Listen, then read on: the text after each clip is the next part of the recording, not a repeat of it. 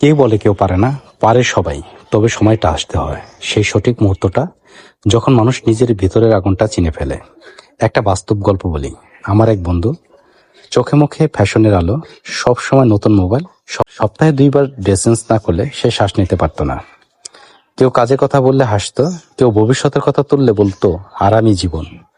সমাজে তাকে চিনত একটা পরিচয়ে, বিলাসী, অলস, সাজগুজ প্রেমী এক তরুণ। কিন্তু হঠাৎ একদিন জীবনের ভার নেমে এলো তার উপর। সংসারের সব দায়, মা বাবার আশা, ভাই বোনের চাহিদা। সেই হাসি খুশি ছেলেটা তখন নীরব হয়ে গেল। একদিন খবর পেলাম সে বিদেশ যাচ্ছে। সবাই হাসলো, ঠাট্টা করলো।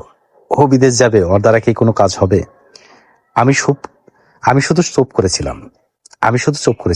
ভিতরে ভিতরে কোথাও বিশ্বাস ছিল, মানুষ চাইলে পারে, শুধু সুযোগটা লাগে, সময়টা লাগে।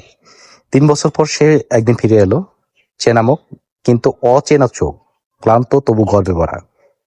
সবচেয়ে অবাক হলাম, যে ড্রেসটা পরে সে বিদেশে গিয়েছিল সেই একই ড্রেস পরে সে ফিরে এসেছে। আয়রনের একটা ভাঁজও নষ্ট হয়নি। আমি অবাক হয়ে জিজ্ঞেস করলাম, এই 3 বছরে নতুন কিছুই কিনলি না? সে হাসলো এবং আবেগময় কণ্ঠে উত্তর দিল, 24 ঘন্টার মধ্যে 16 ঘন্টা ডিউটি করি, তারপর 2 ঘন্টা ওভারটাইম। ঘুমের সময় পাই না, ড্রেস কেনার সময় কই পাবো? আগে সাজতাম মানুষের চোখে, এখন সাজি গামের গন্ধে। জানিস ভাই, ড্রেসে মানুষ নয়, কাজে মানুষ চেনে। উত্তরটা শুনে আমার বুকটা গর্বে ভরে গেল। সে মুহূর্তটা আমার গলা আটকে গেছিল। একই কথা মনে হচ্ছিল, সময় যখন শিক্ষা দেয় তখন মানুষ বদলায়, আর দায়িত্ব যখন হৃদয়ে আগুন জ্বলায় তখন অলস হয়ে ওঠে পরিশ্রমের প্রতিমূর্তি। তাই বলি, যে বলে তুমি পারবে না, তার মুখের সামনে একদিন তোমার ঘামের গন্ধে হয়ে উঠবে জবাব।